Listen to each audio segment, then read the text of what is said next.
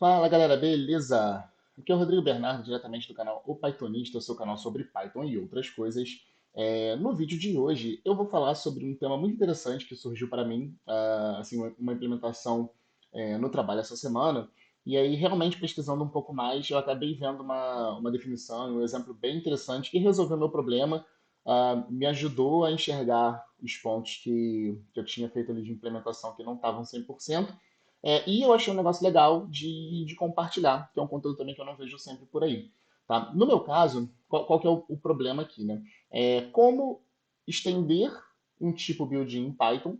No meu caso, né, foi um dict, um dicionário, de modo a modificar algum comportamento específico, mas ainda sendo um dicionário. Tá? Então é exatamente isso. Pensa no seguinte: você precisa construir alguma coisa no seu programa, no seu sistema, uma classe, enfim, que seja, que você olha para ela e você fala, cara, isso é um dicionário, tá? É totalmente um dicionário em Python, é um dict, resolve meu problema, tudo que ele tem me resolve, só que eu preciso mudar um determinado comportamento dele para me servir 100%.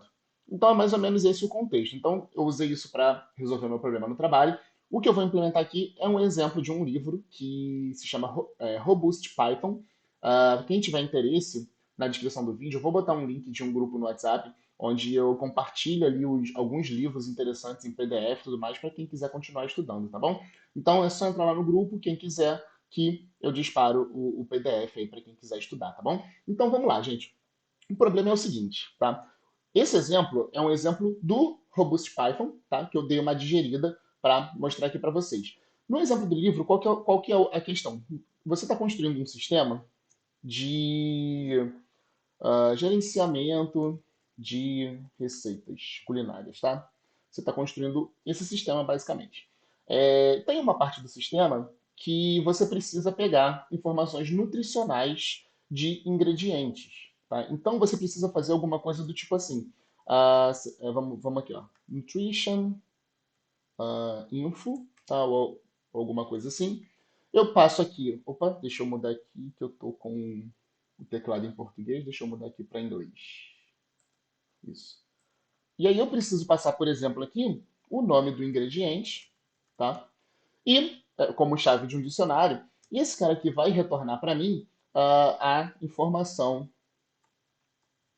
nutricional, tá? É basicamente isso que eu preciso. Então eu simplesmente poderia ter um dicionário onde as chaves desse dicionário são os nomes dos ingredientes e os valores é ali um objeto, enfim, alguma coisa que carrega essa informação nutricional, tá? Então, esse daqui é o contexto, basicamente. Só que, qual que é a peculiaridade que difere essa implementação de um dict, né? De um dict build-in de Python, tá? O que que difere? É o seguinte, vamos pensar aqui a nível Brasil, tá?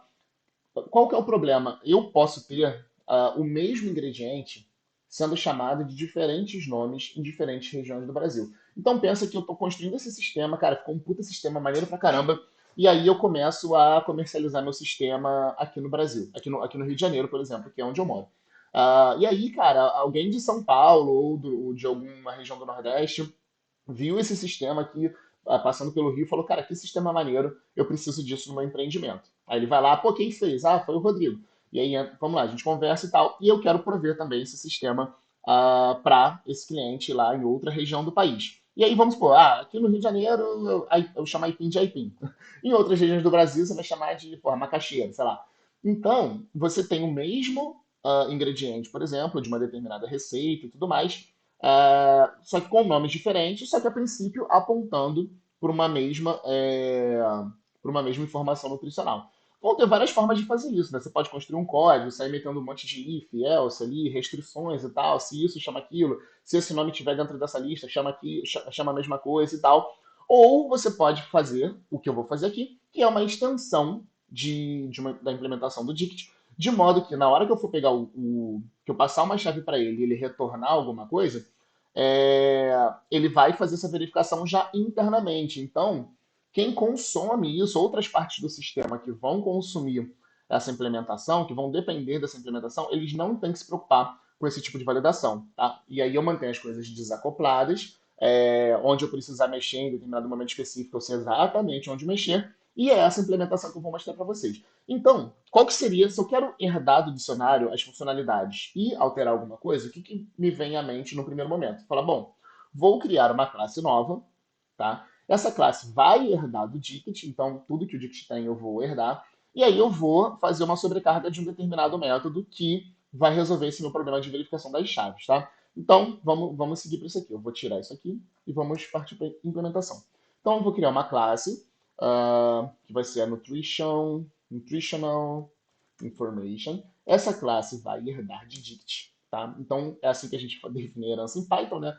Eu passo entre parênteses aqui e tudo mais, tu pode herdar de várias classes, enfim. Posso aqui dar uma vírgula e botar outras coisas aqui, mas eu vou herdar de dict, tá? Dois pontos. E aí, o que, que eu vou querer mudar aqui nesse método, tá? Eu vou querer mudar esse método aqui, getItem, certo?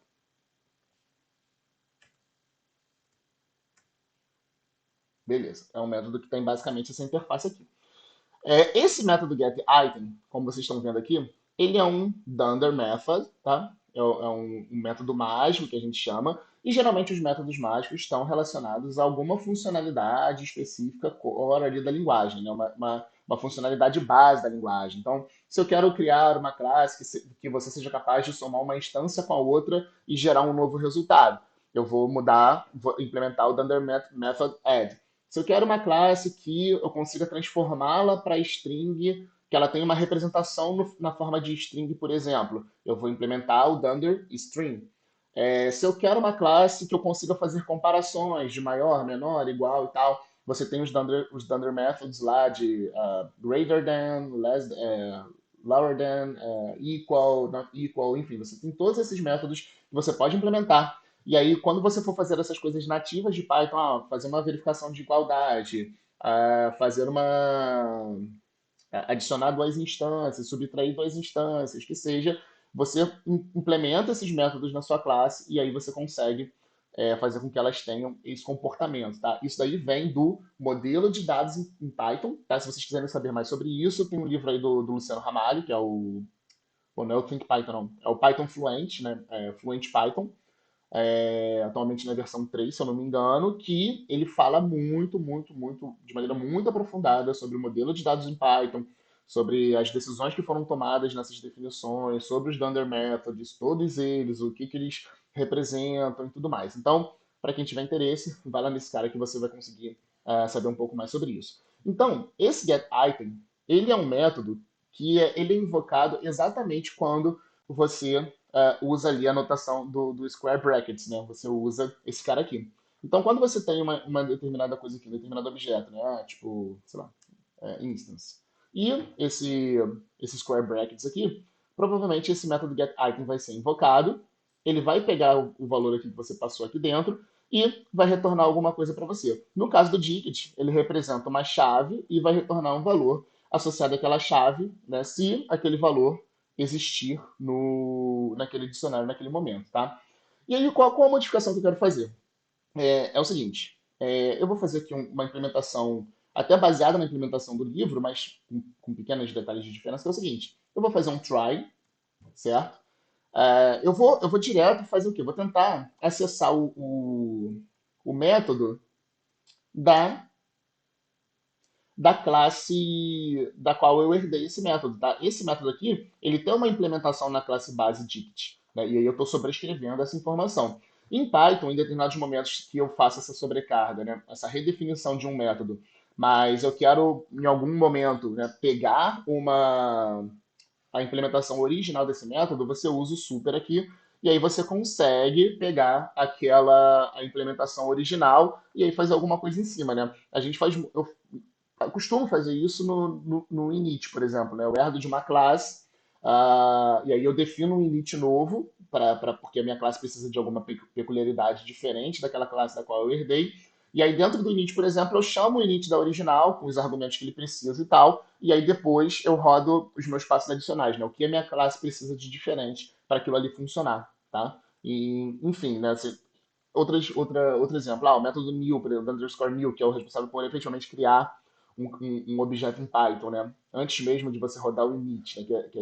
É o equivalente do new, alguma coisa de outras linguagens, né? Você tem o underscore new, em Python você não tem aqui o word new diretamente para você criar uma instância, mas internamente você tem o under method new. Esse cara, por exemplo, pode ser usado para você fazer um gerenciamento de criação de instâncias. Então, por exemplo, tem uma implementação de singleton, que é você ter a mesma instância sempre que você cria uma instância de uma classe, a primeira vez ela vai criar uma instância, as próximas vezes que você tenta criar, ela traz essa instância que já foi criada, né? Então você cria ali uma instância única, capaz de cobrir ali toda a sua aplicação. Então, onde você precisar daquele objeto, vai estar sempre falando do mesmo cara. Isso daí é um singleton, é um design pattern. Então você pode fazer uma implementação modificando o método new. E aí internamente você chama o super new, para você chamar o new da classe que você herdou, e você faz ali os testes para ver se a instância já está criada, se não está e tal.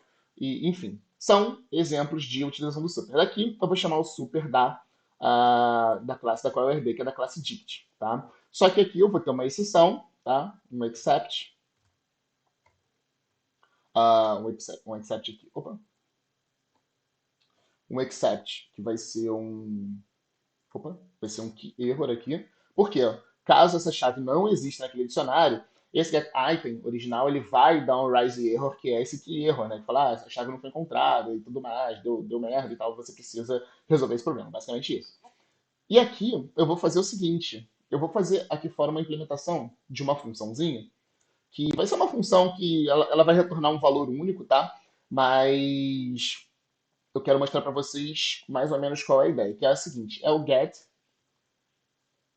alias, alguma coisa assim. E eu vou retornar aqui, por exemplo, deixa eu ver aqui, um ingredient name, tá? Que vai ser uma string, por exemplo. Eu vou retornar uma lista de strings, tá? E aqui eu vou retornar, por exemplo, é, vamos aqui, vamos lá, deixa eu ver, IP, tá? Eu vou retornar só IP por causa do meu exemplo. É, e qual que é a ideia aqui? A ideia é que esse get alias, ele vai em algum lugar, pode ser um banco de dados, pode ser de repente alguma informação que eu consiga, alguma API que já esteja disponível, eu faço uma requisição para aquela API, enfim, que ele faz o seguinte, fala, olha, relaciona para mim as diferentes formas que o ingrediente pode ser chamado aqui no Brasil, por exemplo. Na verdade, eu vou redefinir isso aqui. Eu vou criar aqui, por exemplo, um mapper aqui, que eu vou chamar de mapper. Eu vou definir esse mapper como um dicionário e eu vou botar aqui, por exemplo, macaxeira. É assim que se escreve, gente. Pode ser que não seja, tá? E aipim. Opa, uma lista aqui, na verdade. Vamos lá. E aí eu vou retornar mapper.get.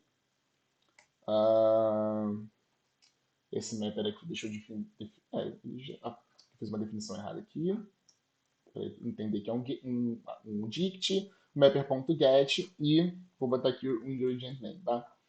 Então, assim, é basicamente isso. Vamos supor que isso daqui não está implementado hardcode daqui, tá? Isso aqui vem de algum lugar e ele vai fazer esse mapeamento. Falar, ó, a macaxeira, cara, é basicamente a aipim. Porque provavelmente onde vão ficar alocadas as informações nutricionais, é bem provável que tenha um nome base ali, né? Geralmente você tem um nome padrão das coisas, né? De repente, espécie, nome científico, ou como é mais conhecido no Brasil, enfim. Tu vai ter ali uma informação base, onde você vai ter a informação nutricional para aquele cara disponível, só que você tem a flexibilidade de poder chamar aquilo ali de outros nomes e fazer uma relação com uma informação nutricional que de fato esteja disponível ali. Isso daqui vai vir de algum lugar, e aí vai depender de como você implementou. De novo, uma API, uma requisição para um banco de dados, enfim. Isso aqui vai vir de algum lugar, só que eu estou botando em hardcode aqui porque eu quero fazer meu exemplo, tá? E aí, e aí, beleza, vamos lá. Eu vou tentar pegar. Se eu passar IPIN, esse cara aqui vai dar um sucesso. Se eu passar macaxeira, isso daqui vai dar um rise error, vai dar esse key error aqui. Aí aqui eu vou fazer o seguinte: for alias in get alias key, tá? Try, aí vou de novo repetir isso aqui, try, tenta acessar o carinha aí dos alias, vê se existe. Se não existir, eu vou dar um key error aqui e eu vou dar um pass, tá? Simplesmente. E aqui eu vou dar um. Se passar por isso tudo aqui e não tiver. Isso aqui, na verdade, eu não precisaria botar um pass aqui, mas eu vou botar. Aqui, assim, basicamente ele vai. Opa, aí aqui não é aqui, né? Aqui é alias. Então, eu acho que essa implementação tá ok. Então, o que que vai acontecer aqui? Ele vai tentar acessar o dicionário com aquela chave. Se tiver beleza, ele traz. Se não tiver, ele vai dar o key error. Quando ele dá o key error, ele vem para cá. Ele vai pegar todos os alias que eu defini aqui. No meu caso específico da macaxeira, ele vai retornar uma lista contando a IP. Para cada alias nesse get aliases aqui, ele vai tentar pegar esse cara, tá? Ele vai tentar pegar esse cara aqui. Vai tentar. Não conseguiu, vai vir para a sessão. A sessão não vai fazer nada. Ele vai continuar rodando nesse loop, né? Até ele passar por todos os aliases. Se ele não conseguir achar nenhum, aí realmente ele encerra e aí eu vou ter um raise error ali beleza, não achei mesmo, nem o nome que você me deu não é um nome alternativo. Cara, realmente esse cara não existe no dicionário, tá bom? Então, é basicamente isso aqui. E aí, olha que legal. Vamos fazer o seguinte aqui, ó. Vamos fazer vou implementar de duas formas. Vai ser o seguinte, ó. Vai ser info macaxeira. Vou botar de Bob aqui porque é um exemplo bem direcionado, tá? Info macaxeira. Quer dizer, vou botar aqui. Nutritional. Nutritional info. Eu vou fazer uma implementação com dict, tá? Esse dict, eu vou colocar uma definição nele aqui embaixo que vai ser basicamente, vou dar a definição pro IPIN aqui, tá? Que vai ser aqui, por exemplo, uma lista de info. Opa, vou botar strings aqui. Vou botar aqui uma info 1, uma info 2 e uma info 3, que é uma string também. Beleza? Show de bola. E aí vou fazer uns testes aqui, ó. Print nutritional info, certo? E aí eu vou passar o IPIN. Vou dar um print, né? Ele vai provavelmente escrever aqui embaixo.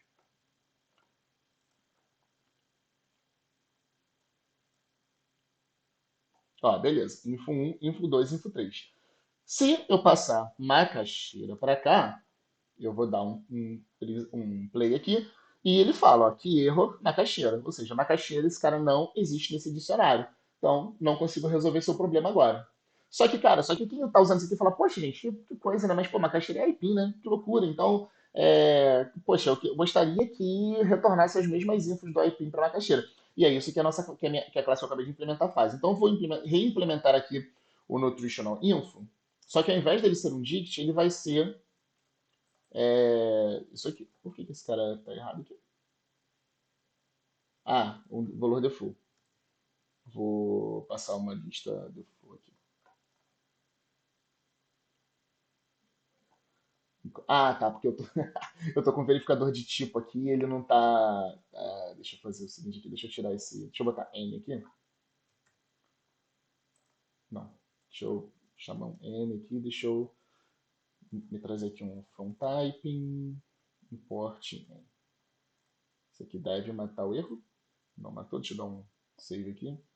Tá, matou.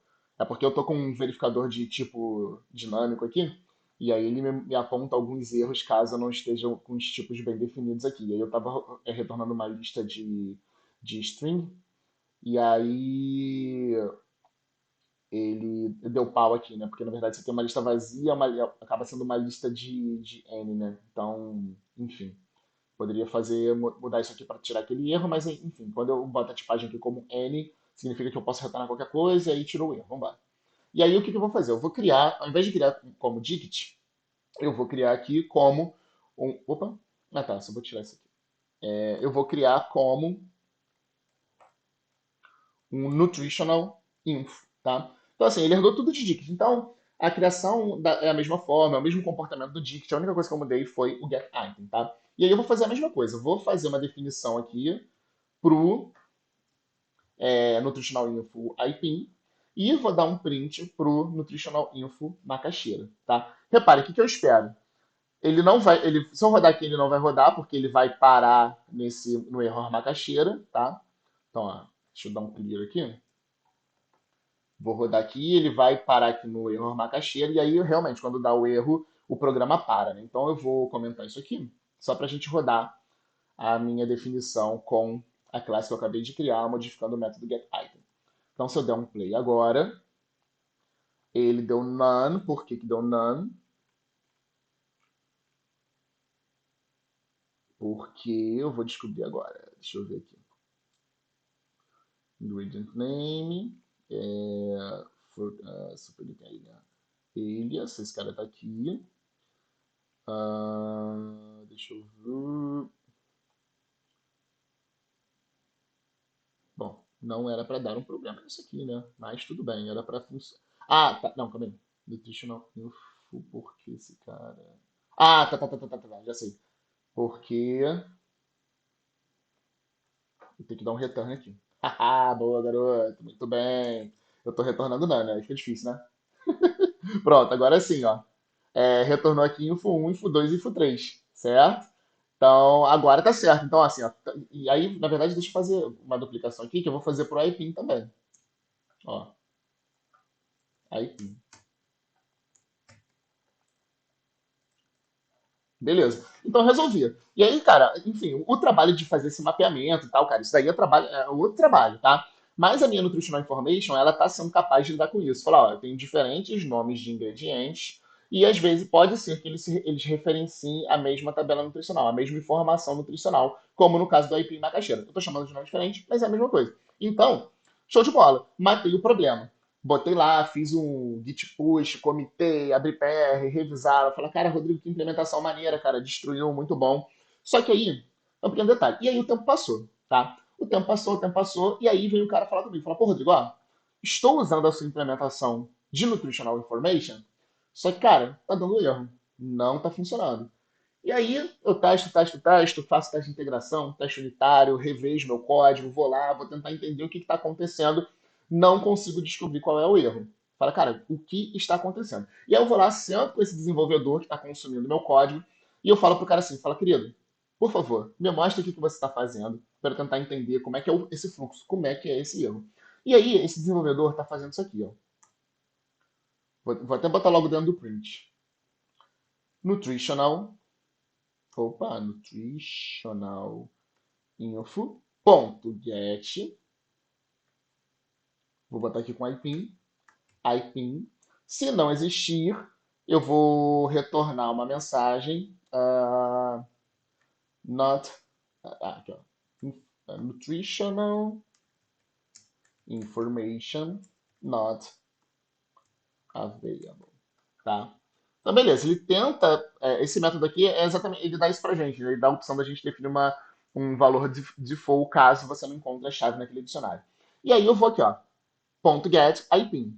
Se não achar IPIN, retorna essa string aqui no Nutritional Information, e aí, enfim, com essa string tu faz alguma coisa. Deixa eu dar um clear aqui de novo, e eu vou rodar. Ó, para IPIN, funcionou. Falei, pô, show de bola, 100%. Agora vamos ver para macaxeira. Nutritional Information not available. E aí você fala, poxa, o que está acontecendo? Defini o get item, eu tenho meu get aliases aqui, retornando, que tem que retornar a lista de relação com macaxeira, com IPIN. Fala, cara, que loucura, que loucura. O que está acontecendo? E aí eu descobri isso a duras penas, que é o seguinte, cara. Eu vou navegar aqui para a implementação do Dict. Go to definition. Repara o seguinte, deixa eu ver se eu acho o get item aqui em algum lugar. Get item, tá aqui, ó, get item. Reparem que na implementação do Dict aqui, quando você navega para a biblioteca building de Python, você não tem implementação para esses caras, né? Você tem aquele, ele tem uma sobrecarga aqui porque tu pode passar diferentes atributos para ele e tal, blá blá blá, mas eu não tenho implementação. O que isso quer dizer? Que a implementação está vindo de um outro lugar. De onde está vindo essa implementação? Cara, provavelmente, né, quase com certeza, ela está vindo da implementação em C desse cara. Ele está vindo do CPython, ele está vindo da implementação base de Python, qual você tem uma camada de abstração construída que faz Python ser essa linguagem linda. Então, no meu caso aqui é CPython, né, tem outras implementações de Python, mas a implementação não está aqui para o getItem. E eu sobrescrevi o getItem. Beleza. Mas vamos ver o get. Vamos tentar achar o get aqui? Deixa eu procurar get, deixa eu ver, dar um Ctrl F aqui, def, get. Olha pro get. A implementação desse cara na biblioteca built-in de Python não referencia o Dunder Method getItem. Ele pega provavelmente a implementação base, lá em C, e toda vez que eu vou usar o rodo do método get, ele não está chamando a minha implementação do getItem. Ele está chamando a implementação que não foi mudada do Python lá, que foi compilado e tal, que está lá, cara. A implementação está lá, ela está estática, ela não mudou. Né? Embora eu tenha mudado, reimplementado o getItem, essa implementação do get original, ela não mudou. Então ela continua apontando para o getItem original, que não faz o tratamento de comportamento que eu fiz. Olha que loucura. Olha como é que você descobre isso, né? É uma loucura, cara. Então, assim, depois de muito pesquisar, de muito dar problema, falei, cara, não é possível. E aí, o que que acontece? Caso você queira estender um dicionário, comportamento build de um dicionário, não é esse cara aqui que você está interessado em estender. Você vai estar interessado em estender um outro cara, que é esse aqui que eu vou mostrar para vocês agora. From collections import user dict. É esse cara aqui que você quer estender. E qual é a principal diferença entre userdict, entre estender do userdict e estender do dict? O userdict ele vai usar as implementações novas que você fez. Então, o método get dele, ele vai chamar o getItem que eu modifiquei. Ele não vai ficar sempre chamando as implementações originais, a não ser que eu sobrescreva. Então, assim, porque o que eu teria que fazer? Eu teria que sobrescrever o getItem, sobrescrever o get. Só que, cara, imagina, o get e o getItem, essas implementações básicas, cara, elas têm uma implementação muito maior do que eu estou pensando para resolver o meu probleminha aqui, sacou? Então, assim, como é que eu vou reescrever o get? Eu vou ter que ir lá no C, eu falei, caralho, eu vou ter que entender o que está rolando no C, ou fazer um try em torno da chamada original do get, depois eu faço a minha implementação. Cara, eu vou ter que sair reimplementando diversos métodos de acordo com essa necessidade. Todos os métodos que, por trás dos panos, chamariam esse get item novo que eu implementei. Para evitar isso, como é que eu resolvo? User dict. Isso aqui resolve o meu problema. Reparem que eu vou dar um run aqui agora. Ó, oh, que coisa linda. Chamei macaxeira e agora ele conseguiu reconhecer. Por quê? Eu herdei o comportamento da user dict e não do dict. Então, esse daqui é o grande pulo do gato desse vídeo. Acho que é a grande informação que você não encontra em qualquer lugar para ir. Que você tem tipos que, embora você queira estender do tipo built-in, tem tipos específicos para você fazer isso. Então, você tem a user list. Ó, tem umas opções aqui. Ó. Se você olhar aqui, que eu não vou falar, me aprofundar agora porque o vídeo é um pouquinho grande, mas você tem user dict, você tem user list, você tem user string, tá? O set não tem porque o set puxa para outra implementação. Mas se você quiser estender de lista, de string ou do dicionário, são esses caras da biblioteca collections que você vai usar. Você não vai usar o dict, list e string original, beleza? Então eu acho que esse é o grande pulo do gato. Eu tive esse problema no trampo, tive que resolver. Achei essa implementação no Robust Python, que é um livro muito bacana, eu estou até estudando ele agora. E quem tiver interessado, entre no WhatsApp e que eu mando o livro para vocês. Então, assim, gente, espero que vocês tenham gostado do vídeo. É um conteúdo bem diferente, bem interessante. Acho que não é um conteúdo que a gente encontra sempre por aí. Se você gostou, dá uma curtida aí no vídeo. Enfim, clica no sininho aí para você estar sempre por dentro das novidades e tudo mais. E na descrição do texto, do vídeo, vão estar ali minhas redes sociais e tal. Pode seguir lá também. E vamos que vamos. E quem quiser o livro, entra lá no grupo do WhatsApp que eu mando o livro para vocês em PDF, beleza? Valeu, galera. Vamos que vamos. Fechou!